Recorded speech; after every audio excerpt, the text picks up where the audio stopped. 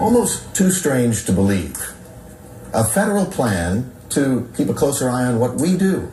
Fox's Shannon Bream has more from Washington. Whenever I hear of the government going into a newsroom to do something other than deliver coffee, I become frightened, because the government should not, as a general rule, be any part of journalism. But that is exactly what the Federal Communications Commission, or FCC, wants to do.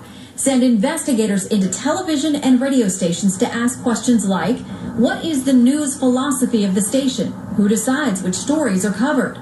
The stated purpose of the multi-market study of critical information needs is to determine how media outlets pick their stories, whether there is a perceived bias, and how responsive stations are to, quote, underserved populations. News of the project so unnerved a group of House Republicans that they sent FCC Chairman Tom Wheeler a letter saying the proposal shows a, quote, startling disregard for the bedrock constitutional principles that prevent government intrusion into the press, adding, the commission has no business probing the news media's editorial judgment and expertise.